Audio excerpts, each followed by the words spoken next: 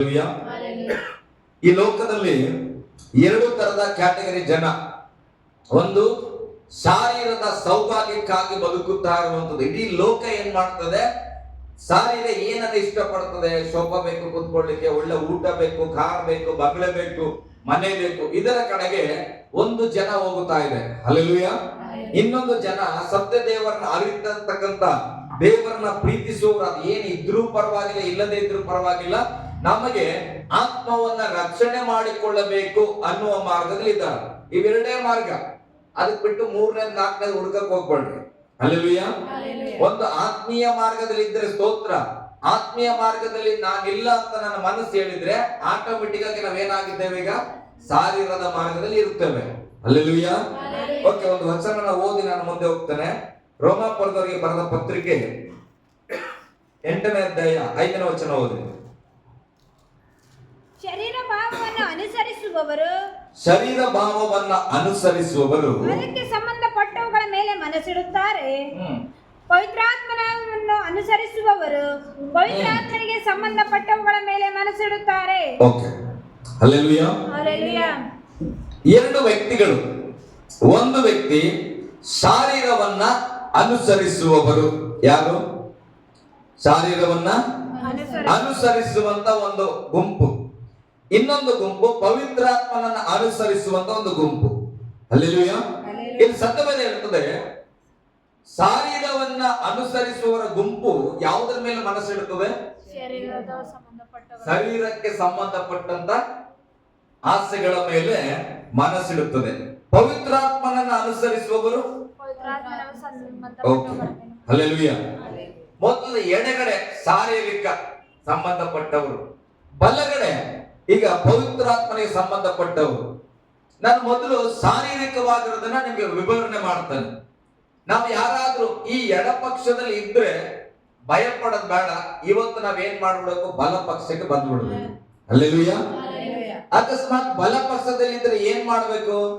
ಯಾವತ್ತು ಎಡಪಕ್ಷಕ್ಕೆ ಬರದಂತೆ ನಿಮ್ಮನ್ನ ಕಾದುಕೊಳ್ಬೇಕು ಪ್ರೇರೆ. ಹಲ್ಲೆಲೂಯಾ.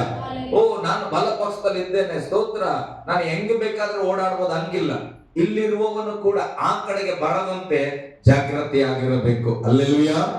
ಗಟ್ಟಿಯಾಗಿ ಹಲ್ಲೆಲೂಯಾ. ಶಾರೀರ ಮತ್ತು ಹೇಳಿ, ಶಾರೀರ ಮತ್ತು ಪವಿತ್ರಾತ್ಮನು. ಓಕೆ, ಶಾರೀರಿಕವಾದಂತ ಗುಣಗಳು ಹೇಗಿದೆ ಅದನ್ನು ನಾವು ಓದಿಕೊಳ್ಳೋಣ. ಗಲಾತ್ಯದವರಿಗೆ ಬರೆದ ಪತ್ರಿಕೆ 5ನೇ ಅಧ್ಯಾಯ 19ರಿಂದ 21ರವರೆಗೆ ನಿಧಾನವಾಗಿ ನಾವು ಓದಿಕೊಳ್ಳೋಣ.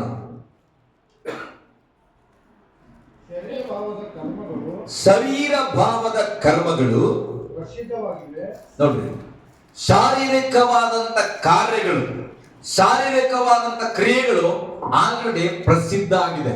ಹಲ್ಲೆಲೂಯಾ. ಶಾರೀರಿಕವಾದಂತ ವಿಷಯಗಳನ್ನೇನೋ ನಾವು ಗೂಢಾರ್ಥಗಳ ಹಾಗೆ ಹುಡುಕಬೇಕಾಗಿಲ್ಲ, ನಿಘಂಟನ್ನ ತೆಗೆದು ನೋಡ್ಬೇಕಾಗಿಲ್ಲ, ಯಾವುದೋ ಪುಸ್ತಕಗಳನ್ನ ಓದಬೇಕಾಗಿಲ್ಲ, ಯಾವುದೋ ಜ್ಞಾನಿ ಬಂದು ಹೇಳಬೇಕಾಗಿಲ್ಲ. ಶಾರೀರಿಕವಾದಂತ ಗುಣಗಳು ಅಥವಾ ಶಾರೀರದ ಸ್ವಭಾವಗಳು ಅಥವಾ ಶಾರೀರದ ಕರ್ಮಗಳು ಪ್ರಸಿದ್ಧಿಯಾಗಿವೆ. ಹೇಳ್ರಿ, ಪ್ರಸಿದ್ಧಿಯಾಗಿವೆ. ಓದ್ರಿ ಸರ್ ಪಾಸ.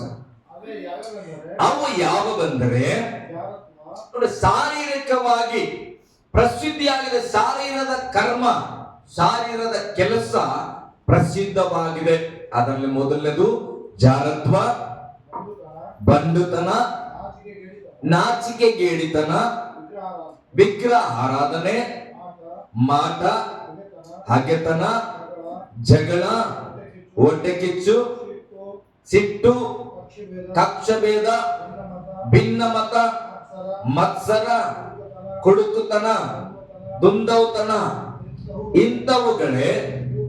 ಇವುಗಳ ವಿಷಯದಲ್ಲಿ ಇಂತಹ ಕಾರ್ಯಗಳನ್ನು ನಡೆಸುವವರು ದೇವರ ರಾಜ್ಯಕ್ಕೆ ಬಾಧ್ಯರಾಗುವುದಿಲ್ಲವೆಂದು ನಾನು ಹಿಂದೆ ಹೇಳಿದಂತೆಯೇ ಈಗಲೂ ನಿಮ್ಮನ್ನು ಎಚ್ಚರಿಸುತ್ತೇನೆ.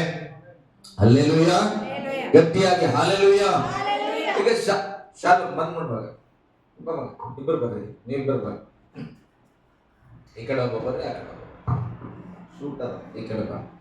ಹಲ್ಲೆಲೂಯಾ. ಇವರಿಬ್ರು ಪವಿತ್ರಾತ್ಮನ ಮಕ್ಕಳು, ಚಿಂತೆ ಮಾಡಬೇಡ್ರಿ. ಹಲ್ಲೆಲೂಯಾ. ಓಕೆ, ಈಗ ಈತನನ್ನ ನೋಡುವಾಗ ನಿಮ್ಮ ಮನಸ್ಸಲ್ಲಿ ಶಾರೀರಿಕವಾದ ಒಂದು ಗುಂಪು ಬರಲಿ. ಹಲ್ಲೆಲೂಯಾ. ಈ ಕಡೆ ಅವನ್ನ ನೋಡುವಾಗ, ಶಾಲುಮನ ನೋಡುವಾಗ ಪವಿತ್ರಾತ್ಮನ ಗುಂಪು. ಈತನ ಪಿಕ್ಚರ್ ಬಹಳ ಲೇಟ್ ಆಗಿ ಬರ್ತದ. ಹಲ್ಲೆಲೂಯಾ. ಇಂಟ್ರೋಲ್ ಮೇಲೆ ಈಗ ಇಲ್ಲಿ ಬೈಬಲ್ ಹೇಳ್ತದೆ, ಶಾರೀರಿಕವಾಗಿರತಕ್ಕಂತ ಪಾಯಿಂಟ್ ಔಟ್ ಮಾಡ್ಕೊಂಡ್ಬಿಡ್ಬೇಕು. ಇಲ್ಲಿ ಬರೆಯಲ್ಪಟ್ಟಿದೆ ಸತ್ಯವೇದದಲ್ಲಿ, ಶಾರೀರಿಕವಾದ ಕರ್ಮ ಕಣ್ಣಿಗೆ ಕಾಣುವಂಥದ್ದು. ಹಲ್ಲೆಲೂಯಾ. ಇದು ಪ್ರಸಿದ್ಧಿಯಾಗಿರುವಂಥದ್ದು. ಯಾವ ನ್ಯೂಸ್ ಹಾಕಿದ್ರು ಕೂಡ ಇಲ್ಲಿ ನಾವು ಓದಿದ್ದೆಲ್ಲ ದಿನ ನೀವು ನೋಡಬಹುದು. ಹಲ್ಲೆಲೂಯಾ. ಈತ ಸೂಟ್ ಹಾಕೋಣ ಕಾಣಿಸ್ತದ ಇಲ್ಲ? ಯಾವ ಕಲರ್ ಇದೆ? ಬ್ಲೂ ಕಲರ್ ಇದೆ ಅಂದ್ರೆ ಕಾಣಿಸ್ತದೆ. ಇದನ್ನ ನಾನೇನಾರ ಪ್ರಸಿದ್ಧಿ ಮಾಡ್ಬೇಕಾ? ಮೈಕ್ ತಗೊಂಡು ಹೇಳ್ಬೇಕಾ ಈತ ನೀಲಿ ಸೂಟ್ ಹಾಕೊಂಡ್ರೆ ಅಂತ ಹೇಳ್ಬೇಕಾ? ಇಲ್ಲ. ಈಗ ಚಾಲು, ಈತನ ಒಳಗಡೆ ಪವಿತ್ರಾತ್ಮ ವಾಸಿಸುತ್ತಾ ಇದ್ದಾನೆ. ಕಾಣಿಸುತ್ತಾ? ಈಗ ಇದನ್ನ ನಾನು ಏನ್ ಮಾಡ್ಬೇಕು? ಹೇಳಿನಿ, ನಿಮಗೆ ಕಾಣಿಸ್ತಾ? ಹೇಳಿದ್ರು ಕೂಡ ಕಾಣಲ್ಲ. ಶಾರೀರಿಕವಾದಂತ ಕರ್ಮ ಪ್ರಸಿದ್ಧಿ ಬಂದ್ಬಿಟ್ಟದ ಪ್ರೇರೆ. ಅದು ಏನಾಗ್ತದೆ, ಹಿಂಗ್ ನೋಡಿದ ತಕ್ಷಣ ವಾ ಸೂಟ್ ಹಾಕೋಣಪ್ಪ, ಚೆನ್ನಾಗಿ ಕಾಣಿಸ್ತಾ ಇದೆ, ನಾನೇನ್ ಮಾಡ್ಬೇಕು? ನಾನೊಂದು ಸೂಟ್ ತಗೋಬೇಕು. ಹಲ್ಲೆಲೂಯಾ. ಯಾಕೆ? ಇದೇನಾಗಿದೆ? ಪ್ರಸಿದ್ಧ ಆಗಿದೆ. ಇದು ಏನ್ ಮಾಡತ್ತಾನೆ ಅಂತ ಮಸ್ತ್ ಕಾಣಕತ್ತಾನ. ಅದಕ್ಕೆ ನನಗೇನ್ ಅನಿಸ್ತದೆ, ನಾನು ನೆಕ್ಸ್ಟ್ ಟೈಮ್ ಇಂಥದ್ದೇ ಒಂದು ಕಲರ್ ಸೂಟ್ ತಗೋಬೇಕು. ಆಮೇಲೆ ಹಲ್ಲೆಲೂಯಾ. ಅದಷ್ಟು ಇದು ಬರ್ತದೆ. ಇದನ್ನ ತಗೊಂಡು ಹಾಕಬೇಕು ಅನಿಸ್ತದೆ. ಈತ ನಿಂತಾನ, ಪವಿತ್ರಾತ್ಮ ಇದೆ, ಅಭಿಷೇಕ ಇದೆ, ಈತನಲ್ಲಿ ಎಲ್ಲ ಒಳ್ಳೆ ಸ್ವಭಾವ ಇದೆ. ಈಗ ನಾನು ಇವನನ್ನು ಕೂಡ ನೋಡ್ತೇನೆ, ನನಗೆ ಏನಾಗ್ತಿಲ್ಲ, ಅದು ನನಗೆ ಪ್ರಸಿದ್ಧವಾಗಿ ಕಾಣಿಸ್ತಿಲ್ಲ. ಇವನ ಹತ್ರ ಕಾಣಂಗಿದ್ರೆ ನಾನು ಯೋಚನೆ ಮಾಡ್ತಾ ಇದ್ದೆ, ವಾ ಪರಿಶುದ್ಧಾತ್ಮ ಹಿಂಗಿದೆ, ನನಗೂ ಕೂಡ ಬೇಕನ್ನಿಸ್ತಾ ಇದ್ದು. ಆದ್ರೆ ಏನಾಗ್ತಾ ಇಲ್ಲ, ಅದು ಕಾಣಿಸ್ತಾ ಇಲ್ಲ. ಹಲ್ಲೆಲೂಯಾ. ಶಾರೀರಿಕವಾದಂತ ಗುಣ ಮೊದಲನೇದಾಗಿ ಜಾರತ್ವ, ಬಂಡತನ, ನಾಚಿಕೆಗೇಡಿತನ. ಜಾರತ್ವದ ಬಗ್ಗೆ ಎಲ್ಲರಿಗೂ ಗೊತ್ತಿರ್ತದ. ನಾವು ನಮ್ಮ ಒಂದು ಸತಿಪತಿಯನ್ನು ಬಿಟ್ಟು ತಪ್ಪಾದ ಕ್ರಿಯೆಗಳಲ್ಲಿ ಹೋದ್ರೆ ಜಾರತ್ವ. ಬಂಡತನ, ಏನೇ ಹೇಳು ಅದೇ ಸ್ವಭಾವದಲ್ಲಿರು. ಹಲ್ಲೆಲೂಯಾ. ಅಂದ್ರೆ ಬದಲಾಗದೇ ಇರುವ ಗುಣವನ್ನ ಬಂಡತನ ಅಂತ ಕರೀತೇವೆ. ಹಲ್ಲೆಲೂಯಾ. ಈಗ ಮಕ್ಕಳು ಎಡಗೈಲು ಉಣ್ತಾ ಇರ್ತಾರೆ, ಏನಂತೀರಿ ನೀವು? ಮುಂಬಗೆಯ ಗುಣ, ಬಲಗೈಯ ಗುಣ ಅಂತೇವೆ. ಮತ್ತೆ ಅದು ಎಡಗೈ ಗುಣ ಏನಂತೀರಿ? ಮೊಂಡತನ ಇದು, ಅದು ಬೇಡ, ಅದು ಬೇಡ ಅಂತೀರಿ. ಹೆಂಗ್ ಗೊತ್ತಾಯ್ತು ನಿಮ್ಗೆ ಯಾವ ಎಡಗೈದ ಗುಣ ಅಂತ? ಎಷ್ಟು ಹೇಳಿದ್ರು ಉಣ್ತಾ ಇದ್ರೆ ಅದೇ ಹೆಂಗ್ ಗೊತ್ತಾಯ್ತು? ಅವು ಉಣದು ನಿಮಗ್ ಕಾಣಿಸಕತ್ತದ. ಶಾರೀರಿಕವಾದಂತ ಎಲ್ಲ ಕ್ರಿಯೆಗಳು ಮನುಷ್ಯರಿಗೆ ಕಾಣುತ್ತದ ಪ್ರಿಯ. ಹಲ್ಲೆಲೂಯಾ. ನಾವು ಅನ್ಕೊಳ್ತೇವೆ ನಾನು ಇರುವಂತದ್ದು ಯಾರಿಗೂ ಗೊತ್ತಾಗಲ್ಲ. ಅಲೋ, ಪವಿತ್ರಾತ್ಮಂದು ಗೊತ್ತಾಗದೆ ಇರ್ಬೋದು, ಆದ್ರೆ ಶಾರೀರಿಕವಾಗಿರುವ ನಮ್ಮದೆಲ್ಲವೂ ಎಲ್ಲರಿಗೂ ಕಾಣುವಂತದ್ದಾಗಿದೆ. ಹಲ್ಲೆಲೂಯಾ. ಅದಕ್ಕೆ ಇಲ್ಲಿ ವಾಕ್ಯ ಹೇಳುತ್ತದೆ, ಜಾರತ್ವ ಮತ್ತೆ ಬಂಡತನ, ನಾಚಿಕೆಗೇಡಿತನ. ಹಲ್ಲೆಲೂಯಾ. ಹೆಣ್ಮಕ್ಳು ತಪ್ಪು ತಿಳ್ಕೊಳ್ಳಲ್ಲ. ಓಕೆ, ಬಂದ್ ಮಾಡ್ಬಿಡ್ಬೇಕು. ಹಲ್ಲೆಲೂಯಾ. ನಾಚಿಕೆಗೇಡಿತನ, ವಿಗ್ರಹ ಆರಾಧನೆ ದೇವರಿಗೆ ಇಷ್ಟ ಇಲ್ಲ. ವಿಗ್ರಹ ಆರಾಧನೆ ಅಂದ್ರೆ ಯಾವುದೋ ಒಂದು ಪ್ರತಿಮೆಯನ್ನ ನಾನು ಆರಾಧಿಸುವುದಾದ್ರೆ ಇದು ಮುಚ್ಚಿ ಆರಾಧಿಸೋದ. ಪ್ರತಿಮೆ ಅಂದ್ರೇನೆ ಕಣ್ಣಿಗೆ ಕಾಣೋದು. ಹಲ್ಲೆಲೂಯಾ. ಒಂದು ಯಾವ್ದಾದ್ರು ಒಂದು ಪ್ರತಿಮೆಯನ್ನ ಮಾಡಿ ಇದು ನಿಮ್ಮನ್ನ ಗುಣಪಡಿಸ್ತದೆ, ಇದಕ್ಕೆ ಸ್ವಲ್ಪ ರೌಂಡ್ ಹಾಕ್ರಿ ಅಥವಾ ಹಡ್ಡಿ ಬಿಡ್ರಿ ಅಂದ್ರೆ ಕಣ್ಣಿಗೆ ಕಾಣಿಸ್ತದೆ. ಮಸ್ತ್ ಪಿಕ್ಚರ್ ವಿಗ್ರಹ. ಹಲ್ಲೆಲೂಯಾ.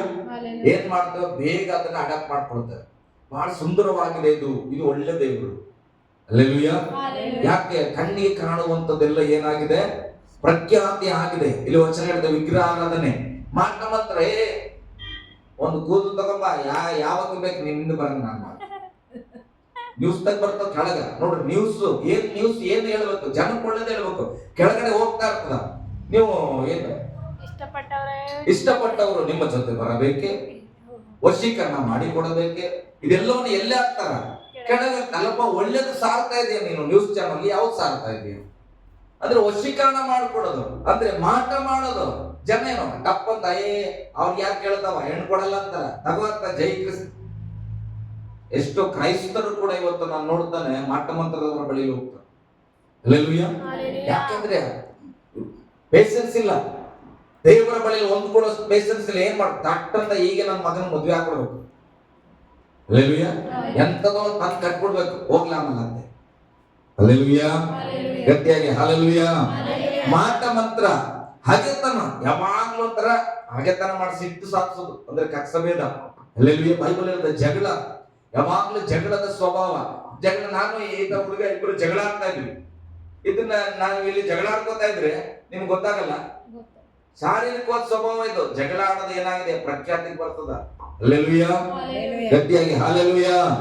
ಹೊಟ್ಟೆ ಕಿಚ್ಚು, ಸಿಟ್ಟು, ಕಕ್ಸಭೇದ, ಭಿನ್ನಮತ, ಮತ್ಸರ, ಕುಡುಕುತನ.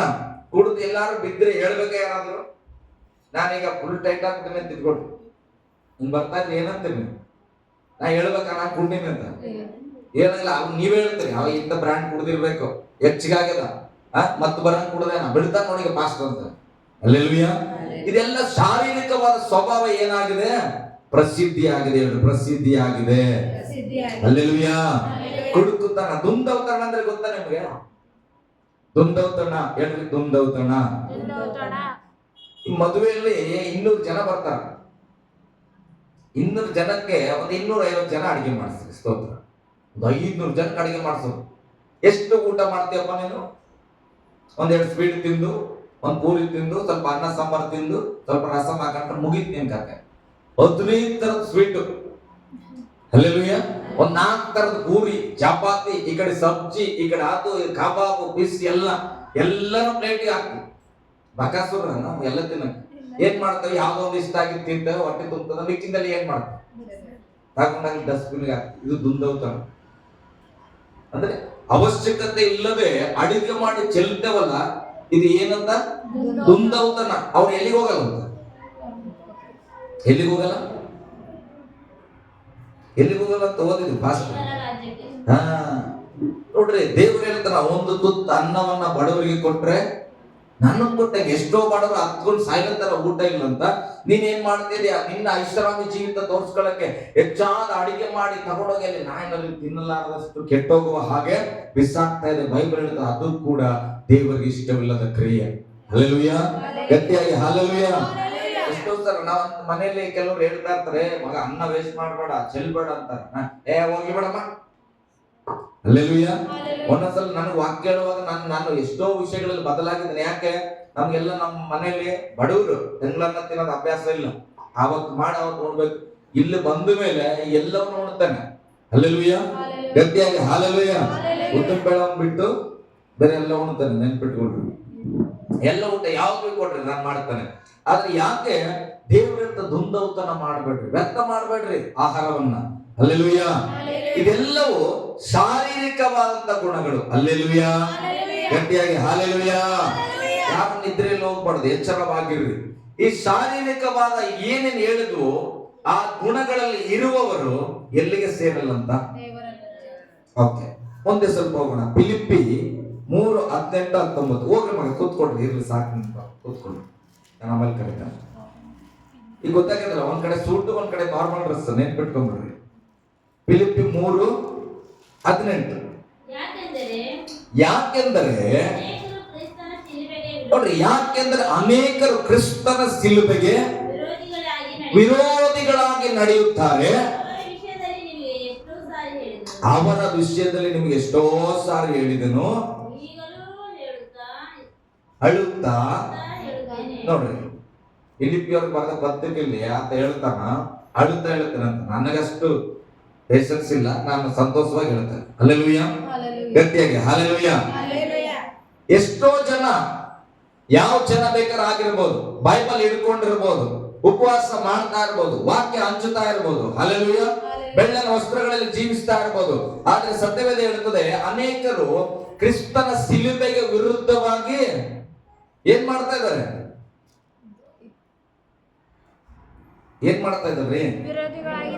ವಿರೋಧಿಗಳಾಗಿ ನಡೀತಾರೆ. ಓದಲ್ಲ ಅಂತಲ್ಲ, ಓದ್ತಾರೆ. ಕೇಳಲ್ಲ ಅಂತಲ್ಲ, ಕೇಳ್ತಾರೆ.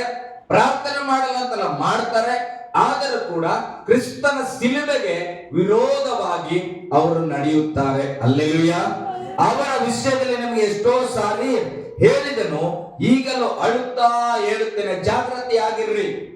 ಅವರು ಕ್ರೈಸ್ತರಾಗಿರ್ಲಿ ಪ್ರೇರೆ, ಅನ್ಯರಾಗಿರ್ಲಿ, ಯಾವುದೇ ಜನ ಆಗಿರ್ಲಿ, ನಾನು ಧೈರ್ಯವಾಗಿ ಹೇಳುತ್ತಾನೆ, ಶಿಲುಬೆಗೆ ವಿರುದ್ಧವಾಗಿ ನಡೆಯುವವರ ಸಂಗಡ ಬಹಳ ಜಾಗೃತಿಯಾಗಿರಬೇಕು. ಹಲ್ಲೆಲೂಯಾ. ಅವರು ನಮ್ಮವರೇ, ಅದೇ ಬೇಡ. ಎಲ್ಲಿ ಫೇಲ್ ಆಗ್ತದೆ ಗೊತ್ತಾ?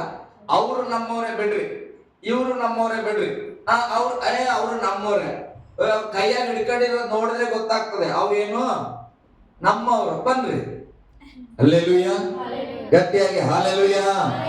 ಎಚ್ಚರಿಯಾಗಿ ಇರುತ್ತೇವೆ, ಹೇಳ್ರಿ, ಎಚ್ಚರಿಕೆಯಾಗಿ ಇರುತ್ತೇವೆ. 25 ಹೋಯ್ತು, ಹೋಗ್ಲಿ. 26 ನಾವೇನ್ ಮಾಡ್ಬೇಕು? ಎಚ್ಚರಿಕೆಯಾಗಿ ಇರಬೇಕು. ಹಲ್ಲೆಲೂಯಾ. ಓಕೆ, ಯಾಕೆ ನಿಮಗೆ ಅಳುತ್ತಾ ಹೇಳ್ತಾ ಇದ್ರೆ ಪೌಲ ಫಿಲಿಪ್ಪಿ ಪತ್ರಿಕೆಗೆ ಯಾಕೆ ಅಳುತ್ತಾ ಬರ್ದಾನ? ಅವ್ರ ಮೇಲೆ ಒಂದು ಕನ್ಸರ್ನ್ ಇದೆ ಆತನಿಗೆ. ಈ ನನ್ನ ಜನ ದೇವರ ಬಳಿಯಲ್ಲಿ ಇರಬೇಕು. ಹಲ್ಲೆಲೂಯಾ. ಎಷ್ಟೋ ಸಾರಿ ಹೇಳಿನಿ, ಹಾಳಾಗಿ ಹೋಗ್ರಿ ಅಂತ ಆತ. ಎಷ್ಟೋ ಸಾರಿ ಹೇಳಿದ್ದೇನೆ, ಆದ್ರೆ ಈಗಲೂ ಕೂಡ ನಾನು ಏನ್ ಮಾಡ್ತೇನೆ? ಅಳುತ್ತಾ ಹೇಳುತ್ತೇನೆ. ಹಲ್ಲೆಲೂಯಾ. ನಾನು ಕಳೆದ ವಾರನ ಹೇಳಿದೆ, ನನ್ನ ಒಡಂಬಡಿಕೆ ಮಾಡಿಕೊಂಡಿದ್ದೇನೆ ಈ ವರ್ಷಕ್ಕಾಗಿ. ಎಷ್ಟೇ ದ್ರೋಹ ಮಾಡಿದ್ರು ನಾನೇನ್ ಮಾಡ್ತೇನೆ? ಕಳೆದ ವಾರದ ವಾಕ್ಯದಲ್ಲಿ ನಾನು ಹೇಳಿದ್ದು, ಎಷ್ಟೇ ಸಾರಿ ದ್ರೋಹ ಮಾಡಿದ್ರು ದೇವರ ವಾಕ್ಯವನ್ನು ನಾನು ಅವನಿಗೆ ಬೋಧಿಸ್ತೇನೆ. ಪರಲೋಕದ ಮಾರ್ಗವನ್ನು ನಾನು ಏನ್ ಮಾಡ್ತೇನೆ? ಬೋಧಿಸ್ತೇನೆ. ಇವತ್ತು ಕೂಡ ನಾನು ಹೇಳ್ತೇನೆ, ವಚನ ಹೇಳುತ್ತದೆ, ಎಷ್ಟೋ ಸಾರಿ ಹೇಳಿದೆನು, ಆದ್ರೆ ಈಗಲೂ ಕೂಡ ಅಳುತ್ತಾ ಹೇಳುತ್ತೇನೆ. ಏನಂತ ಹೇಳ್ತಾನ? ಹೋದ್ರಿ, ನಾಶನವೇ ಯಾರು ಶಿಲುಬೆಗೆ ವಿರುದ್ಧವಾಗಿ ನಡೀತಾ ಇದ್ದಾರೋ ಅವರ ಅಂತ್ಯ ಏನಾಗಿದೆ? ನಾಶನವೇ ಅವರ ಅಂತ್ಯ. ಆಮೇಲೆ ಹೊಟ್ಟೆಯೇ ಅವರ ದೇವರು, ನಾಚಿಕೆ ಕೆಲಸಗಳಲ್ಲಿಯೇ ಅವರ ಗೌರವವು. ಅವರು ಪ್ರಪಂಚದ ಕಾರ್ಯಗಳ ಮೇಲೆ ಮನಸ್ಸಿಡುವವರು, ನಾವಾದರೂ ಪರಲೋಕ ಸಂಸ್ಥಾನದವರು. ಹಲ್ಲೆಲೂಯಾ. ಆ ಶಿಲುಬೆಗೆ ವಿರುದ್ಧವಾಗಿ ನಡೆಯುವವರನ್ನ ನೋಡುವಾಗ ಅಂದ್ಕೊಳ್ಬೇಕು, ಅವರು ನಾಶನವೇ ಅವರ ಅಂತ್ಯ. ಹಲ್ಲೆಲೂಯಾ. ಹೊಟ್ಟೆ ಅವರ ದೇವರು. ಹಣಕ್ಕಾಗಿನೋ, ಆಹಾರಕ್ಕಾಗಿನೋ, ಬಟ್ಟೆಗಾಗಿನೋ, ಪೌಡರ್ಗಾಗಿನೋ, ಯಾವುದಕ್ಕಾಗಿನೋ ಏನ್ ಮಾಡ್ತಾರೆ? ಶಿಲುಬೆಗೆ ವಿರುದ್ಧವಾಗಿ ಜೀವಿಸ್ತಾರ. ಆದ್ರೆ ಬೈಬಲ್ ಹೇಳ್ತದೆ, ನಾವಾದರೂ ಪರಲೋಕ ಸಂಸ್ಥಾನದವರು. ಹಲ್ಲೆಲೂಯಾ. ನಮಗೆ ಜ್ಞಾನ ದೇವರು ಕೊಟ್ಟಿದ್ದಾನೆ. ನಾವೇನ್ ಮಾಡ್ಬೇಕು? ಶಿಲುಬೆಗೆ ಎದುರಾಗಿ ನಡಿಬೇಕು, ವಿರುದ್ಧವಾಗಿ ಅಲ್ಲ. ಅದಕ್ಕೆ ಒಂದು ಹಾಡು ಹಾಡ್ತೇವಲ್ಲ, ಶಿಲುಬೆಯು ಮುಂದೆ ಲೋಕವು, ಹಿಂಗಿದ್ರೆ ಕೊಡ್ಬಾರ್ದು, ಶಿಲುಬೆಯು ಹಿಂದೆ ಲೋಕವು ಮುಂದೆ. ಹಲ್ಲೆಲೂಯಾ. ಅದೇ ಹೇಳುತ್ತದೆ, ಶಿಲುಬೆಗೆ ವಿರುದ್ಧವಾಗಿ ನಡೆದಂದ್ರೆ ಶಿಲುಬೆನ ಹಿಂದಾಕಿ ಓವರ್ಟೇಕ್ ಮಾಡಿ, ಶಿಲುಬೆಯ ಮರಣವನ್ನು ಓವರ್ಟೇಕ್ ಮಾಡಿ, ನನ್ಗೆ ಇಷ್ಟ ಬಂದಂಗೆ ನಾನು ಬದುಕ್ತೇನೆ. ಹಲ್ಲೆಲೂಯಾ. ಇದು ಏನಾಗಿದೆ? ಶಾರೀರಿಕವಾದಂತ ಗುಂಪು. ಹಲ್ಲೆಲೂಯಾ.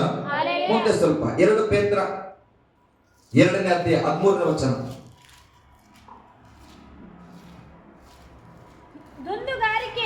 ನೋಡಿ, ದುಂದುಗಾರಿಕೆಯಲ್ಲಿ ಹಗಲನ್ನು ಕಳೆಯುವುದೇ ಸುಖ.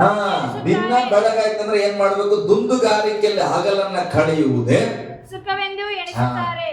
ತಿಂದು ಉಂಡು ಮಸ್ತ್ ಮಜಾ ಮಾಡಿ ಸಿನಿಮಾ ನೋಡಿ ತಿರ್ಗಾಡಿ ಬದುಕ್ಬಿಟ್ರೆ ಭಾರಿ ಲೈಫ್. ಹಲ್ಲೆಲೂಯಾ. ಬೆಳಗಾಯ್ತಂದ್ರೆ ಒಳ್ಳೆ ಭೋಜನ ಇರ್ಬೇಕಪ್ಪ, ಒಳ್ಳೆ ಟೂರ್ ಇರ್ಬೇಕು, ಒಳ್ಳೆ ಹಣ ಕಾಣ್ಬೇಕು, ಮಸ್ತ್ ಮಜಾ ಮಾಡ್ಬೇಕು. ಇದು ನನಗೆ ಬಹಳ ಸುಖ ಅನಿಸ್ತು. ಹಲ್ಲೆಲೂಯಾ. ಕೆಲವ್ರು ಹಂಗೆ ಹಗಲನ್ನ ಹೆಂಗ್ ಕಡಿಬೇಕಂತಾರ?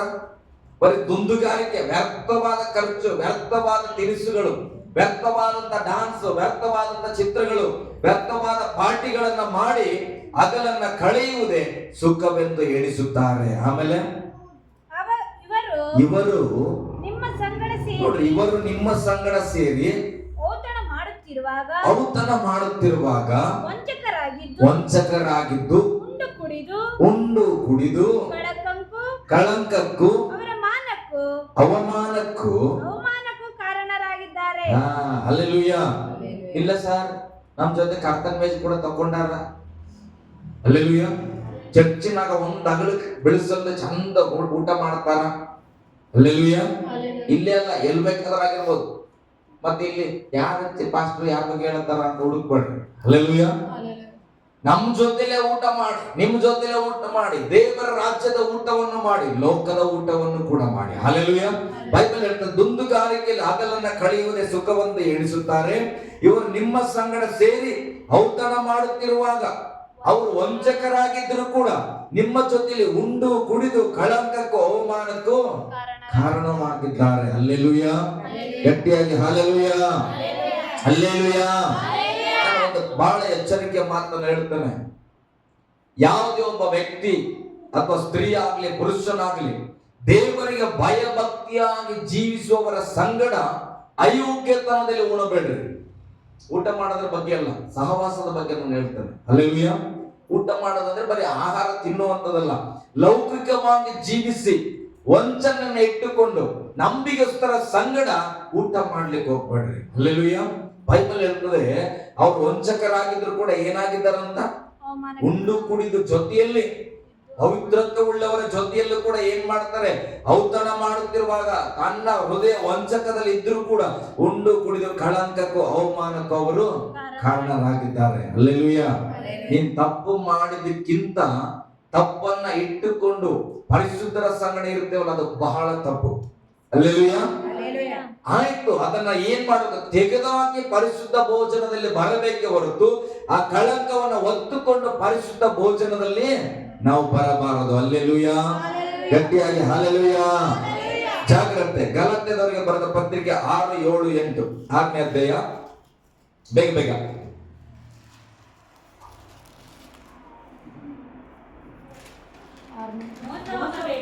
ಹೇಳ್ರಿ, ಎಲ್ಲರೂ ಗಟ್ಟಿಯಾಗಿ ಹೇಳ್ರಿ. ಮೋಸ ಹೋಗಬೇಡ್ರಿ.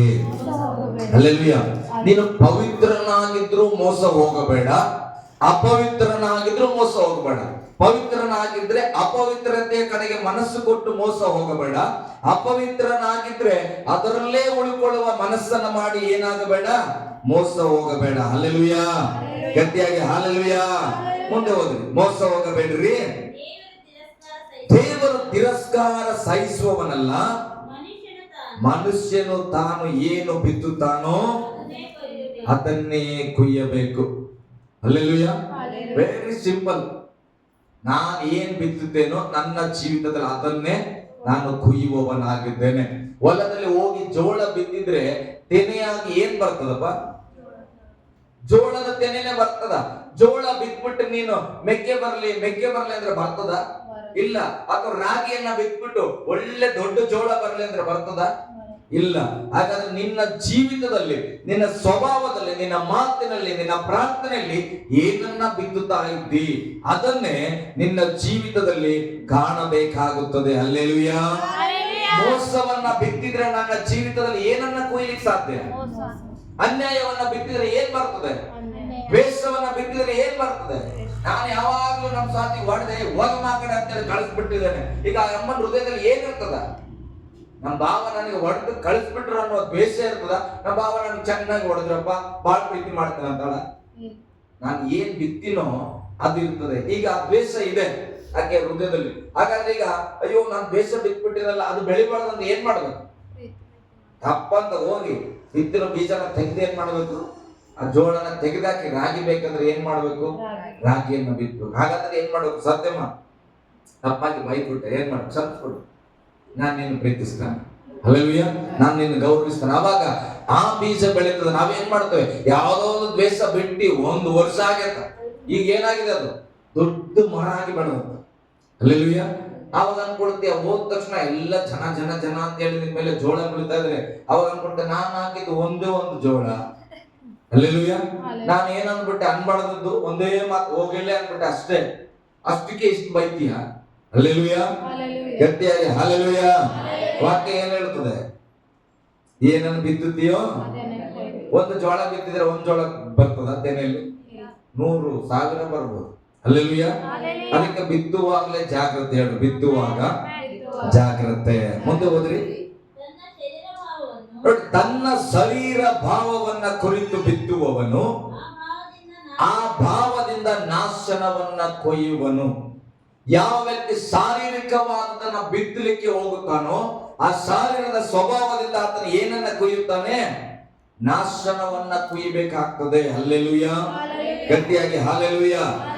ಅದನ್ನ ಹೊರತಾಗಿ ಆತ್ಮನನ್ನು ಕುರಿತು ಬಿತ್ತುವವನು ಆತ್ಮನಿಂದ ನಿತ್ಯ ಜೀವವನ್ನ ಕೊಯ್ಯುವನು. ಅದು ಆಮೇಲೆ ಹೇಳೋಣ. ಹಲ್ಲೆಲೂಯಾ. ಗಟ್ಟಿಯಾಗಿ ಹಲ್ಲೆಲೂಯಾ. ನಾವು ಆತ್ಮೀಯ ಮನುಷ್ಯರಾದ ಮೇಲೆ ನಮ್ಮ ಬಳಿಯಲ್ಲಿ ಯಾವಾಗಲೂ ಆತ್ಮದ ವಿಷಯವನ್ನ ಬಿತ್ತಬೇಕು. ಹಲ್ಲೆಲೂಯಾ. ದೇವರು ನಿಮ್ಮನ್ನ ಕ್ಷಮಿಸ್ತಾನ್ರಿ, ದೇವರು ನಿಮ್ಮ ಬಳಿಯಲ್ಲಿ ಬರ್ತಾನ್ರಿ, ದೇವರ ಬಳಿಯಲ್ಲಿ ನೀವು ಬನ್ರಿ. ಹಲ್ಲೆಲೂಯಾ. ಏನೋ ಆಯ್ತು, ಬೈದ್ಬಿಟ್ಟೆ, ಪರವಾಗಿಲ್ಲ, ದೇವರು ನಿಮ್ಮನ್ನ ಕ್ಷಮಿಸಿ ಅಂದ್ರೆ ಇದು ದೇವರ ವಾಕ್ಯ. ದೇವರ ಆತ್ಮ ಏನ್ ಬಿತ್ತುತ್ತದೆ? ಪ್ರೀತಿಯನ್ನ ಬಿತ್ತುತ್ತದೆ. ಹಲ್ಲೆಲೂಯಾ. ಓಕೆ, ಈಗ ನಾನು ದೇವರ ಆತ್ಮನ ಕಡೆಗೆ ನಾನು ಬರ್ತೇನೆ. ಈಗ ಶಾರೀರದ ಸ್ವಭಾವನೆ ತಿಳ್ಕೊಂಡ್ರೆ ಕೆಲವು ಹೇಳಿದ್ದೇನೆ, ಟೈಮ್ ಸಾಕಾಗಂಗಿಲ್ಲ. ಇಷ್ಟು ಸ್ವಭಾವಗಳಲ್ಲಿ ನಾವು ಯಾವ್ದಲ್ಲ, ನಾನು ಡೈರೆಕ್ಟ್ ಆಗಿ ಹೇಳ್ಬಿಡ್ತೇನೆ. ನನಗೆ ಏನಿದೆ? ಕೋಪ ಇದೆ, ಅದು ಸಿಟ್ಟು. ಹಲ್ಲೆಲೂಯಾ. ಒಳ್ಳೇದು ಅದು. ಬೈಬಲ್ ಹೇಳ್ತಾ ಸಿಟ್ಟಿದ್ದವ ಎಲ್ಲಿ ಹೋಗಲಂತ. ಅಂದ್ರೆ ಏನ್ ಮಾಡ್ಬೇಕು ಈಗ? ನಾನೀಗ ಸಿಟ್ಟಿನ ವಿಷಯದಲ್ಲಿ ಅಪ್ಪ ದೇವ್ರೆ ಎಷ್ಟು ಮಟ್ಟಿಗೆ ಮಾತಾಡಕತ್ತದ, ನನಗೆ ಹೊಡೆಯಕತ್ತದ ಅಂತ ಹೇಳಿ ನಾನೇನ್ ಮಾಡ್ಬೇಕು? ಈ ಕಡೆ ಬರ್ಬೇಕು. ಹಲ್ಲೆಲೂಯಾ. ನನ್ನ ಹೆಂಡತಿ ಅದಕ್ಕೆ ಹೊಸ ವರ್ಷ ಆಗಿದ್ಮೇಲೆ ನನ್ನ ಹತ್ರ ಮಾತಾಡ್ತಾ ಇದ್ರು, ನೀನ್ ಏನ್ ಮಾಡು, ಫುಲ್ ಸಮಾಧಾನಕ್ಕೆ ಬಂದ್ಬಿಡು. ಹಲ್ಲೆಲೂಯಾ. ಕೆಲವು ಒಡಪಡಿಸ್ತಾ ಇದ್ರು, ಏನ್ ಮಾಡಿ ನೀನೀಗ ಫುಲ್ ಸಮಾಧಾನದಲ್ಲಿ ಇದ್ಬಿಡುತ್ತೀವಿ, ನಾವು ಸ್ಮೂತ್ ಆಗಿ ಮಾತಾಡೋದು ಕಲ್ತ್ಬಿಡು. ನಿನ್ನೆ ಬೆಳಿಗ್ಗೆ ನನ್ಗೆ ಹೇಳ್ತಾ ಇದ್ರು, ನಿನಗೊಂದು ಮಾತು ಹೇಳ್ತಾರೆ, ಏನು? ನೀನು ಎಲ್ಲರನ್ನ ಚೆನ್ನಾಗಿ ಪ್ರೀತಿ. ಹಲ್ಲೆಲೂಯಾ. ನಾನು ಯಾರಿಗೂ ಪ್ರೀತಿ ಮಾಡ್ತಾ ಇಲ್ಲ ಅಂತ ಹೇಳಿಲ್ಲ, ಹಾಗಾಗಿ ಒಂದು ಪ್ರಕಟಣೆ ದೇವರು ಕೊಡ್ತಾರೆ. ಏನಂತ? ವಂದನ ಅಂತ ಹೇಳಿ ಒಂದು ಮಾತು ಹೇಳ, ಹೇಳಮ್ಮ, ಏನು ನೀನ್ ಏನ್ ಮಾಡು? ಎಲ್ಲೇ ಹೋದ್ರೆ ಎಲ್ಲರನ್ನ ಪ್ರೀತಿಯಿಂದ ಕಾಣು. ಹಲ್ಲೆಲೂಯಾ. ಎಲ್ಲರನ್ನ ಅಂದ್ರೆ ಸಭೆ ಬಂತ, ಮೈಸೂರು ಬಂತ, ಬೆಂಗಳೂರು ಬಂತ, ನನ್ನ ಜೊತೆ ಜಗಳಾಡಿದವರು ಎಲ್ಲರೂ ಬಂದ್ರು. ನನ್ನ ಹೆಂಡತಿ ಏನ್ ಹೇಳ್ತಾರೆ? ನೀನ್ ಎಲ್ಲರನ್ನ ಪ್ರೀತಿಯಿಂದ ಕಾಣುತ್ತೀನೋ ಎಲ್ಲ ಸರಿ ಆಗ್ಬಿಡ್ತು. ಹಲ್ಲೆಲೂಯಾ. ನೋಡ್ರಿ ಆ ಸ್ಟೇಟ್ಮೆಂಟ್ ಕೇಳೋದು, ಹೌದಾ? ನಾನು ಎಲ್ಲರನ್ನ ಪ್ರೀತಿಯಿಂದ ಕಾಣ್ರೆ ಎಲ್ಲ ಸರಿ ಆಗ್ತದೆ ಅಂದ್ರೆ ಏನ್ ಕಷ್ಟ ಅದರಲ್ಲಿ? ಹಲ್ಲೆಲೂಯಾ. ಅದಕ್ಕೆ ಬೈಬಲ್ ಹೇಳ್ತದೆ, ನನ್ನಲ್ಲಿ ಏನು ತೆಗೆದಾಕ್ಬೇಕು, ನನ್ನಲ್ಲಿ ಏನ್ ಕ್ರಮ ಪಡಿಸ್ಬೇಕು, ಅದನ್ನ ನಾನು ಪಡಿಸ್ಕೊಂಡ್ರೆ ಈ ಸ್ಥಳದಿಂದ ನಾನು ಎಸ್ಕೇಪ್ ಆಗಿ ಇಲ್ಲಿ ಇರ್ತೇನೆ. ಹಲ್ಲೆಲೂಯಾ. ಗಟ್ಟಿಯಾಗಿ ಹಲ್ಲೆಲೂಯಾ. ಶಾರೀರದ ಸ್ವಭಾವ ನಮ್ಗೆ ಅವಶ್ಯಕತೆ ಇಲ್ಲ. ಹೇಳ್ರಿ, ಶಾರೀರದ ಸ್ವಭಾವ ಬಿಟ್ಟು ಆತ್ಮನ ಕಡೆಗೆ ಬರುತ್ತೇವೆ. ಹಲ್ಲೆಲೂಯಾ. ಓಕೆ, ದೇವರ ಆತ್ಮನ ಸ್ವಭಾವ ಹೆಂಗಿರ್ತದೆ ಓದೋಣ. ಗಲಾತ್ಯದವರಿಗೆ ಬರೆದ ಪತ್ರಿಕೆ 5ನೇ ಅಧ್ಯಾಯ 22ನೇ ವಚನ. ಆದರೆ ದೇವರಾತ್ಮನಿಂದ ಉಂಟಾಗುವ ಶಾರೀರವಾಗಿ ಉಂಟಾಗುವ ಫಲ ನಿಮಗೆ ಗೊತ್ತಾಯ್ತು. ಶಾರೀರದ ಪ್ರಖ್ಯಾತಿ ಗೊತ್ತಿದೆ, ಶಾರೀರದ ಸ್ವಭಾವ ಕ್ರಿಯೆ ಏನಾಗಿದೆ? ಫೇಮಸ್ ಆಗಿದೆ. ಈಗ ಆತ್ಮನ, ದೇವರಾತ್ಮನ ಫಲ. ಓಕೆ, ಆದರೆ ದೇವರಾತ್ಮನಿಂದ ಉಂಟಾಗುವ ಫಲವು ಏನೆಂದರೆ ಪ್ರೀತಿ, ಸಂತೋಷ, ಸಮಾಧಾನ, ದೀರ್ಘ ಶಾಂತಿ, ದಯೆ, ಉಪಕಾರ, ನಂಬಿಕೆ, ಸಾಧುತ್ವ, ಕ್ಷಮೆದಮೆ, ಇಂಥವುಗಳು. ಹಲ್ಲೆಲೂಯಾ. ಪವಿತ್ರಾತ್ಮನನ್ನು ಅನುಸರಿಸಿ ನಡೆಯುವವರ ಸ್ವಭಾವ ಹೇಗಿರ್ತದೆ ಅಂದ್ರೆ ಪ್ರೀತಿಯಿಂದ ಇರೋದು. ಹೇಳ್ರಿ, ಪ್ರೀತಿಯಿಂದ, ಸಂತೋಷದಿಂದ, ಸಮಾಧಾನದಿಂದ, ದೀರ್ಘ ಶಾಂತಿಯಿಂದ, ದಯೆಯಿಂದ, ಉಪಕಾರ ಮಾಡುವುದರಿಂದ, ನಂಬಿಕೆಯಿಂದ, ಸಾಧುತ್ವದಿಂದ, ಕ್ಷಮೆ ದಮೆಯನ್ನು ಕೊಡುವುದರಿಂದ ತುಂಬಿರುತ್ತದೆ.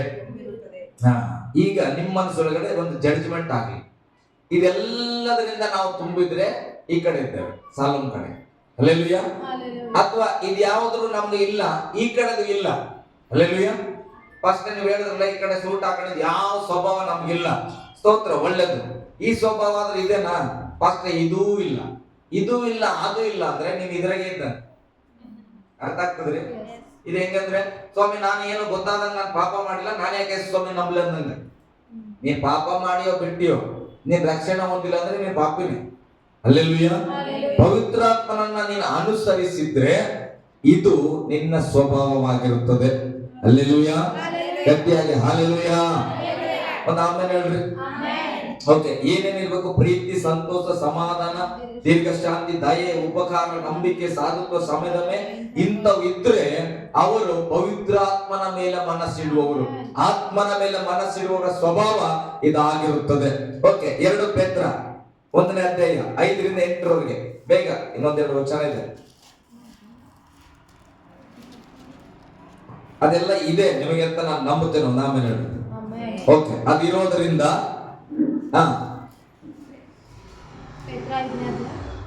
2 ಪೇತ್ರ 1ನೇ ಅಧ್ಯಾಯ 5ನೇ ವಚನದಿಂದ. ಈ ಕಾರಣದಿಂದಲೇ ನೋಡ್ರಿ, ಇವೆಲ್ಲ ಇಷ್ಟೊತ್ತು ಏನ್ ಹೇಳಿದೆ? ಪ್ರೀತಿ, ಸಂತೋಷ, ಸಮಾಧಾನ, ದೀರ್ಘ ಶಾಂತಿ, ದಯೆ, ಸಮಯದಮೆ, ಇದೆಲ್ಲ ನಮ್ಮ ಹತ್ರ ಇರೋದ್ರಿಂದ. ಇರೋದ್ರಿಂದ, ನಮಗೆಲ್ಲ ಇರುವುದರಿಂದ, ಮತ್ತೆ ನಮ್ಗೆಲ್ಲ ಇದೆ. ಫಸ್ಟ್ ನಾವು ಎಷ್ಟು ತಾಳ್ಕೋಬೇಕು, ಎಷ್ಟು ಸಮಾಧಾನ ಪಡಬೇಕು ಅಂತ ಅನ್ಬೇಡ್ರಿ. ಇದೆಲ್ಲ ಇರುವ ಕಾರಣದಿಂದಲೇ ನೀವು ಗುಣಾಸಕ್ತಿ ಉಳ್ಳವರ ಪೂರ್ಣ ಆಸಕ್ತಿ ಉಳ್ಳವರಾಗಿ ನಿಮಗಿರುವ ನಂಬಿಕೆಗೆ ಹೇಳ್ರಿ, ನಮಗಿರುವ ನಂಬಿಕೆಗೆ.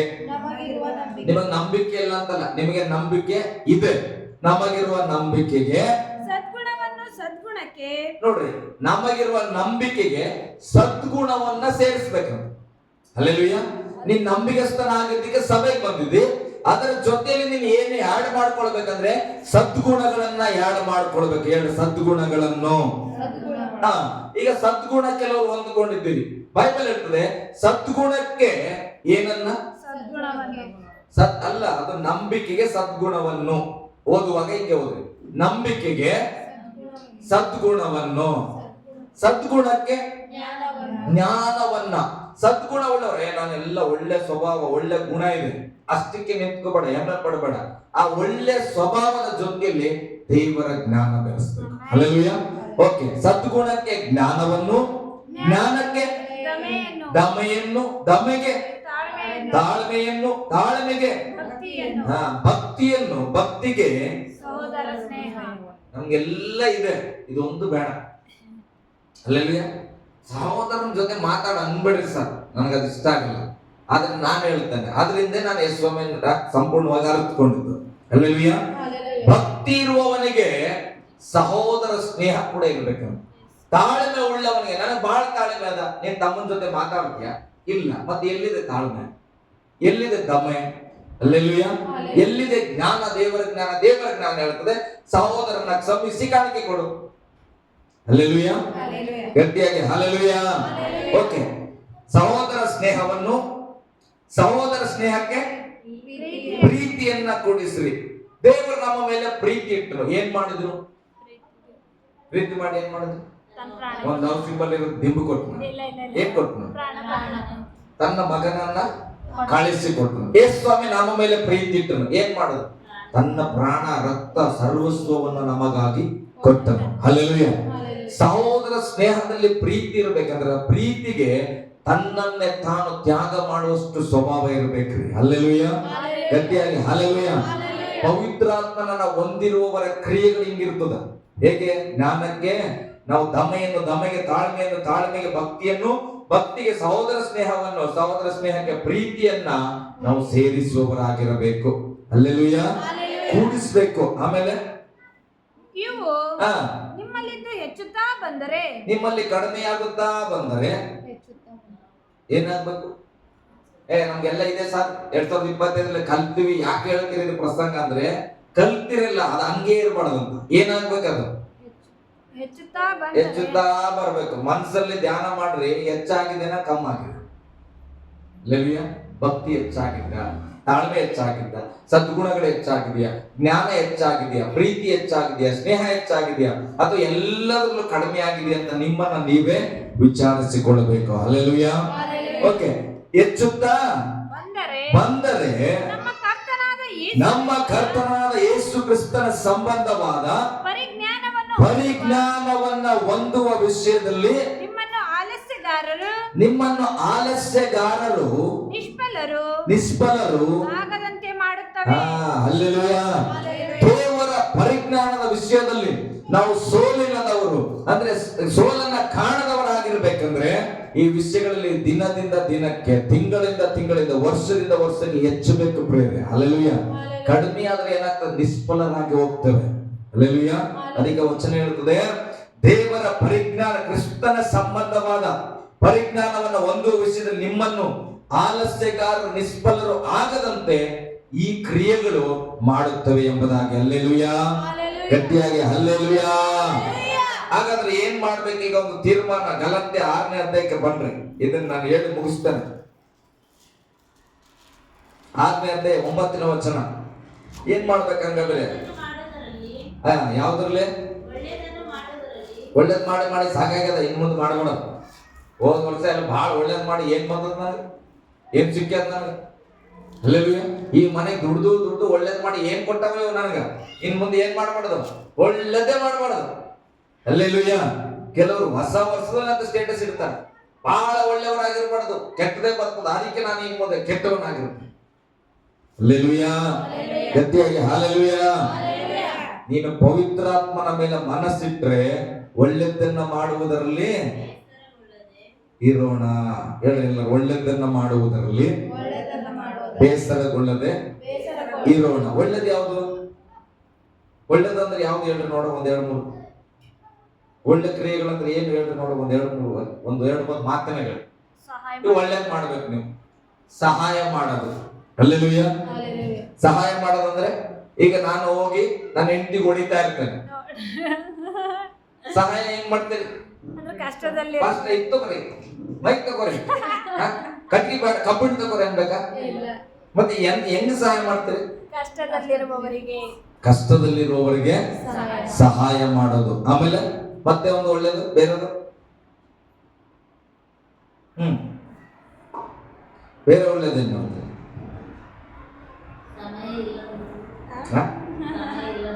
ಟೈಮ್ ಇಲ್ಲ ಅಂತ ಒಳ್ಳೇದು ಮಾಡ ಹಂಗ ಏನ್ ಹೇಳಿದ್ರಿ? ಏನ್ ಹೇಳಿದ್ರಿ? ಸಮಯ ಇಲ್ಲದೆ ಇದ್ರೂ ಕೂಡ ಅವರ ಕಷ್ಟಕ್ಕಾಗಿ ಸಮಯ ಮಾಡ್ಕೊಡ್ಬೇಕು. ಹಲ್ಲೆಲೂಯಾ. ಓಕೆ, ಒಳ್ಳೇದು. ನಾನು ಸುಮ್ಮನೆ ಅವ್ರಿಗೆ ಕಾಮಿಡಿ ಮಾಡಿದೆ. ಹಲ್ಲೆಲೂಯಾ ಅಂದ್ರೆ ಬಹಳ ಬಿಸಿ ಆಗಿರ್ತೇವೆ ಅವ್ರು, ಬಹಳ ಆದ್ರೂ ಕೂಡ ಸ್ವಲ್ಪ ಸಮಯವನ್ನ ತೆಗೆದು ಅವ್ರಿಗೆ ಒಳ್ಳೇದು ಮಾಡೋದನ್ನ ಕಲಿಬೇಕು ಅನ್ನುವಂಥದ್ದು. ಆಮೇಲೆ ಮತ್ತೆ ಒಳ್ಳೇದು ಮಾಡೋದು ಇಷ್ಟು ಹುಡುಕ್ಬೇಕಾ ಅಂದ್ರೆ ನನಗೆ ಗೊತ್ತಾಯ್ತು. ಏನ್ ಹೇಳ್ರಿ? ಹೋಗಿ ಕೆಟ್ಟದ್ ಮಾಡೋದಂದ್ರೆ ಏನ್ ಮಾಡ್ಬೋದು ಹೇಳಂಗಿಲ್ಲ. ಹಲ್ಲೆಲೂಯಾ.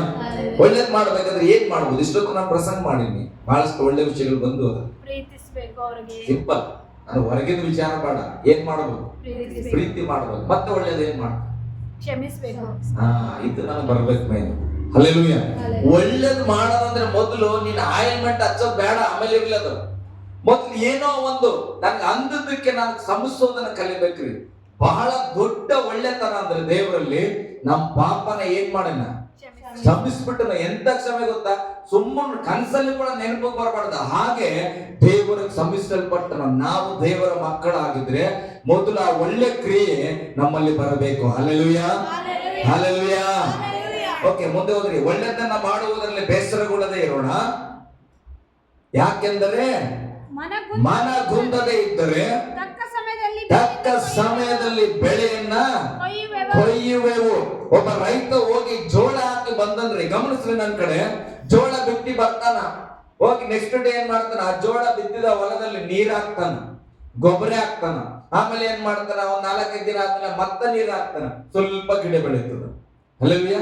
ಮತ್ತೆ ಹೋಗಿ ನೀರ್ ಹಾಕ್ತಾನ, ಉಳುಮೆ ಮಾಡ್ತಾನ, ಸ್ವಲ್ಪ ಬೇಡವಾದ ಗಿಡಗಳು ಬರ್ತದೆ. ಏನ್ ಮಾಡ್ತಾನ? ಹೋಗಿ ತೆಗಿತಾನ, ಆಳುಗಳೆಲ್ಲ ತಗೊಂಡು ತೆಗಿಸ್ತಾನ. ಆಮೇಲೆ ಮತ್ತೆ ನೀರ್ ಕಟ್ತಾನೆ ಇರ್ತಾರ. ಮತ್ತೆ ಒಂದ್ 15 ದಿನ 20 ದಿನ ಆದ್ಮೇಲೆ ಮತ್ತೆ ಏನಾಗಿರ್ತದ ಹೊಲ? ಮತ್ತೆ ಆ ಗಿಡಗಳು ಮತ್ತೆ ಬೆಳೀತಾವ. ಈತ ರೈತ ಹೋಗದ ಎಷ್ಟು ಕಿತ್ತಿರೋದು ಏನಾಗ್ತದ? ಬೆಳಿತೇನೆ, ಬೆಳ್ಕೊಳ್ಳಿ ಅಂತಾನ. ಮತ್ತೆ ಕಷ್ಟಪಟ್ಟು ಏನ್ ಮಾಡ್ತಾನ? ಆಳುಗಳನ್ನ ತೆಗೆದುಕೊಂಡು ಅದನ್ನ ಕೀಳ್ತಾನ. ಏನ್ ಮಾಡ್ತಾನ? ಆತನ ಯಾವಾಗಲೂ ಬೇಸರಗೊಳ್ಳದೆ ಆ ಗಿಡವನ್ನ ಕಾಪಾಡ್ಕೊಂಡೇ ಬರ್ತಾನ. ಒಂದು ದಿನ ಬರ್ತದೆ, ಆ ಗಿಡ ಬೆಳೆದು ತೆನೆ ಆದಾಗ ಏನನ್ನ ಕೊಯ್ತಾನ? ತೆನೆಯ ಫಲವನ್ನ ಕೊಯ್ತಾನ. ಆ ಫಲ ಕೊಯ್ಬೇಕಂದ್ರೆ ಆ ಫಲವನ್ನ ಎಣಿಸುವ ವ್ಯಕ್ತಿ ಮೊದಲು ಆ ಒಳ್ಳೆ ಕ್ರಿಯೆಗಳನ್ನ ಬೇಜಾರು ಮಾಡ್ಕೊಳ್ಳದೆ ಮಾಡ್ಬೇಕು. ಅಲ್ಲಲ್ವಿಯ? ಅಯ್ಯೋ ಯಾವಾಗ ಬರ್ತದ ಹೋಗತ್ತ ಅಂತ ಹೇಳಿ ಕಣ್ಮುಚ್ಕೊಂಡು ಕಡೆಗೆ ಕತ್ತಿ ತಗೊಂಡು ಹೊಡೆದ್ರೆ ಆ ಗಿಡ ಕೂಡ ಕತ್ತರಿಸೋಗ್ತದೆ. ಅಲ್ಲೆಲುಯ್ಯ, ಗಟ್ಟಿಯಾಗಿ ಹಾಲೆಲುಯ್ಯ. ಅದಕ್ಕೆ ಬೈಬಲ್ ಹೇಳ್ತದೆ, ಮನಗುಂದದೆ ಒಳ್ಳೆದನ್ನ ಮಾಡ್ತಾ ಹೋಗ್ರಿ, ಒಂದು ಸಮಯ ಬಂದಾಗ ಅದರ ಪ್ರತಿಫಲವನ್ನ ನೀವು ಕಾಣುವವರಾಗಿರುತ್ತೀರಿ. ಅಲ್ಲೆಲುಯ್ಯ, ಗಟ್ಟಿಯಾಗಿ ಹಾಲೆಲುಯ್ಯ. ಓಕೆ, ಯಾರಿಗೆ ಮಾಡ್ಬೇಕು ಒಳ್ಳೆದ್ದು? ಈಗ ಹೋದ್ರಿ. ಮುಖ್ಯವಾಗಿ ಅದರಿಂದ ಸಮಯವಿರಲಾಗಿ ಎಲ್ಲರಿಗೂ ಒಳ್ಳೆಯದನ್ನೇ ಮಾಡೋಣ. ಸಮಯ ಇರಲಕ್ಕಾಗಿ ಎಲ್ಲರಿಗೂ ಒಳ್ಳೆದನ್ನೇ ಮಾಡೋಣ. ಮುಖ್ಯವಾಗಿ ಒಂದೇ ಮನೆಯವರಂತಿರುವ ಕ್ರಿಸ್ತ ನಂಬಿಕೆ ಉಳ್ಳವರಿಗೆ ಮಾಡೋಣ. ನನ್ನ ತಮ್ಮನ ಕೊಡೋನ್ ಬೇಡ್ರಿ, ಬೇರೆ ಯಾರು ಬೇಕಾದ್ರೆ ಇಡೀ ಆಸ್ತಿ ಬರ್ಕೊಡ್ತಾರ. ಅಲ್ಲಲ್ವಿಯ? ತಮ್ಮನ್ ಮಾತ್ರ ಒಂದ್ ಗೇಣು ಜಾಗ ಬಿಡಕ್ಕಾಗಲ್ಲ. ಬೇಕಾದ್ರೆ ಇಡೀ ಆಸ್ತಿ ನಾನು ಏನ್ ಮಾಡ್ತೇನೆ? ಅನಾಥರಿಗೆ ಬರಬಹುದು. ಅಲ್ಲಲ್ವಿಯ? ದೇವ್ರ ವಾಕ್ಯ ಹಂಗೆ ಹೇಳ್ತದ. ನೀನ್ ಮೊದ್ಲು ಒಂದು ಮನೆ ಅಂತಿರೋರಿಗೆ ನೀನು ಮಾಡಕ್ ಮನ್ಸಿಲ್ಲ ಅಂದ್ರೆ ನೀ ಅನಾಥರಿಗೆ ಬರೀತೆ. ಅದು ಸುಮ್ಮನೆ ಡೈಲಾಗ್ ಆಯ್ತು. ಹಲ್ಲೆಲೂಯಾ. ಸತ್ಯವೇದ ಹೇಳ್ತಾ ಒಂದು ಮನೆ ಅಂತಿರೋರಿಗೆ ಮೊದಲು ಒಳ್ಳೇದ್ ಮಾಡಿ. ಅವರು ನಿನ್ನ ನೋಡಿ ಕಲ್ತ್ಕೊಂಡ್ರೆ ನೀನ್ ಇನ್ನೊಬ್ರು ಒಳ್ಳೇದ್ ಮಾಡ್ಬೇಡ, ಅವರೇ ಮಾಡ್ತಾರೆ. ಹಲ್ಲೆಲೂಯಾ. ಓಕೆ, ಮುಂದೆ ರೋಮ 8:12 ಬೇಗ 8ನೇ ಅಧ್ಯಾಯ 12ನೇ ವಚನ.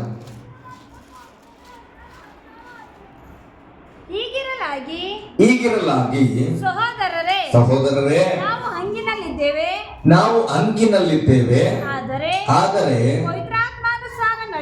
ಪವಿತ್ರಾತ್ಮಾನುಸಾರ ನಡೆಯುವ ಹಂಗಿನಲ್ಲಿ ಇದ್ದೇವೆ ಹೊರತು ಶರೀರ ಭಾವವನ್ನು ಅನುಸರಿಸಿ ಬದುಕಬೇಕೆಂಬ ಹಂಗಿನಲ್ಲಿಲ್ಲ. ಹಲ್ಲೆಲೂಯಾ. ನಮಗೆ ದೇವರ ಒಂದು ನಿಯಮ ಉಂಟು, ಆಜ್ಞೆ ಉಂಟು. ಏನ್ ಗೊತ್ತಾ? ಅದು ಮಾಡಲೇಬೇಕು ಅನ್ನುವಂತ ಒಂದು ನಿಯಮದಲ್ಲಿದ್ದೇವೆ. ಅದು ಪವಿತ್ರಾತ್ಮನನ್ನು ಅನುಸರಿಸಿ ನಡೆಯಬೇಕು. ಹೇಳ್ರಿ, ಪವಿತ್ರಾತ್ಮನನ್ನು ಅನುಸರಿಸಿ ನಡೆಯಲೇಬೇಕು ಅನ್ನುವ ನಿಯಮದ ಒಳಗೆ ನಾವಿದ್ದೇವೆ. ಹಲ್ಲೆಲೂಯಾ. ಗಟ್ಟಿಯಾಗಿ ಹಲ್ಲೆಲೂಯಾ. ಓಕೆ, ಹೋದ್ರಿ ಮುಂದೆ. ನೀವು ನೋಡ್ರಿ, ಇಷ್ಟೊತ್ತು ಈ ಕಡೆ ಎಡಗಡೆ ನೋಡಿದ ಶರೀರ ಭಾವವನ್ನು ಅನುಸರಿಸಿ ಬದುಕಿದರೆ ಸಾಯುವುದು ನಿಶ್ಚಯ. ಬಹಳ ಸಿಂಪಲ್. ಈ ಶಾರೀರದ ಇಚ್ಛೆಯಲ್ಲಿ ಬದುಕಿದ್ರೆ ಒಂದು ದಿನ ನಿನ್ನ ಆತ್ಮ ನಾಶನದಲ್ಲಿ ಬೀಳುವಂತದ್ದು ಖಚಿತವಾಗಿದೆ. ನೀವು ಪವಿತ್ರಾತ್ಮನಿಂದ ದೇಹದ ದುರ ಅಭ್ಯಾಸಗಳನ್ನು ನಾಶ ಮಾಡುವುದಾದರೆ ಜೀವಿಸುವಿರಿ. ಹಲ್ಲೆಲೂಯಾ. ಯಾರ ಬಗ್ಗೆ ಯಾರು ಯೋಚನೆ ಮಾಡೋದು ಬೇಡ, ನನ್ನ ಬಗ್ಗೆ ನಾನು ಶಾರೀರದ ದುರಾಭ್ಯಾಸಗಳನ್ನ ಪವಿತ್ರಾತ್ಮನಿಂದ ನಾಶ ಮಾಡಿ ಬದುಕೋದಾದ್ರೆ ಬೈಬಲ್ ಹೇಳುತ್ತೆ ನೀನು ಸದಾ ಕಾಲಕ್ಕೂ ಜೀವಿಸುತ್ತಿ. ಹಲ್ಲೆಲೂಯಾ. ಗಟ್ಟಿಯಾಗಿ ಹಲ್ಲೆಲೂಯಾ. ಶಾರೀರಕ್ಕೆ ಇಚ್ಛಾನುಸಾರವಾಗಿ ಬದುಕಿದ್ರೆ ಸಾಯ್ತೇವೆ, ಆ ಶಾರೀರದ ಇಚ್ಛೆಯನ್ನ ಸಾಯಿಸಿದ್ರೆ ನಾವು ಬದುಕುತ್ತೇವೆ. ಹಲ್ಲೆಲೂಯಾ. ಗಟ್ಟಿಯಾಗಿ ಹಲ್ಲೆಲೂಯಾ. ಓಕೆ, ಕೊನೆಯದಾಗಿ ಒಂದು ವಚನ ಓದ್ಬಿಡ್ರಿ. ಆ ಕಡೆ ಒಂದು ವಚನ ಬರೆದಿದೆ, ರೋಮ 8:14. ಓದ್ರಿ. ಯಾರ್ಯಾರು ದೇವರ ಆತ್ಮನಿಂದ ನಡೆಸಿಕೊಳ್ಳುತ್ತಾರೋ ಅವರು ದೇವರ ಮಕ್ಕಳು. ಹಲ್ಲೆಲೂಯಾ. ನೀನು ದೇವರ ಆತ್ಮಾನುಸಾರವಾಗಿ ನಡ್ಕೊಳ್ತಾ ಇದ್ರೆ ನೀನು ದೇವರ ಮಗ, ದೇವರ ಮಗಳು. ಬೇರೆ ಸರ್ಟಿಫಿಕೇಟ್ ನಿಮ್ಗೆ ನೆಸಸರಿ ಇಲ್ಲ. ಹಲ್ಲೆಲೂಯಾ. ಅದ್ರ ಬಗ್ಗೆ ಚಿಂತೆ ಮಾಡಬೇಡ. ಅದನ್ನ ನೀನ್ ಏನ್ ಮಾಡ್ಬೇಕು? ಶಾರೀರವಾದದನ್ನ ಸಾಯಿಸಿ ಆತ್ಮೀಯವಾದದನ್ನ ಹಿಡ್ಕೊಳ್ಬೇಕು. ಎದ್ದು ನಿಂತುಕೊಳ್ಳೋಣ ಪ್ರೇರೆ, ಎದ್ದು ನಿಂತುಕೊಳ್ಳೋಣ, ಕಣ್ಗಳನ್ನ ಮುಚ್ಚಿ ಒಂದು ಒಡಂಬಡಿಕೆ